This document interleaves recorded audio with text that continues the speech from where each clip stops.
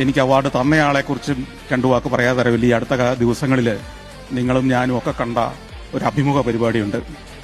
നാളത്തെ കേരളം എന്തായിരിക്കണമെന്ന് സ്വപ്നം കാണുന്ന ഒരു മനുഷ്യന്റെ ചിന്തകൾ. നമുക്കറിയാം, അത്തരം ചിന്തകൾ കേൾക്കാനില്ലാത്ത ഒരു കാലത്ത് ജീവിക്കുന്ന നമ്മൾ, രാഷ്ട്രീയ മെയ്വഴക്കത്തിന്റെയും അഭ്യാസത്തിന്റെയും മാത്രം വാചക കസർത്തുകൾ കേൾക്കുന്ന ഒരു കാലത്ത് ഭാവി കേരളം എങ്ങനെയായിരിക്കണമെന്ന് കൃത്യമായ വീക്ഷണമുള്ള ഒരു ആളെ, ഒരു നേതാവിനെ കാണുമ്പോൾ നമുക്കുണ്ടാവുന്ന ഒരു ആദരവ് അദ്ദേഹത്തോട് നമുക്ക് തോന്നിയിട്ടുണ്ടെങ്കിൽ അതിൽ അത്ഭുതമില്ല. ആ ആദരവ് ഞാൻ ഇവിടെ വെച്ച് അങ്ങേ അറിയിക്കുകയാണ്. കാരണം അദ്ദേഹം പറഞ്ഞ ആശയങ്ങൾ ഏതെങ്കിലും ഒരു ഭരണാധികാരി നാളെ കേരളത്തിൽ നടപ്പാക്കിയാൽ കേരളം നമ്മളൊക്കെ സ്വപ്നം കാണുന്ന, ഞാൻ സഞ്ചാരത്തിലൂടെ കാണിച്ച് ഇതുപോലെ ആയിരുന്നെങ്കിലെന്ന് നമ്മൾ പലപ്പോഴും പറഞ്ഞ, കഴിഞ്ഞ 27 വർഷമായി പറഞ്ഞുകൊണ്ടിരിക്കുന്ന ഒരു കേരളമായി മാറും എന്ന കാര്യത്തിൽ സംശയമില്ല.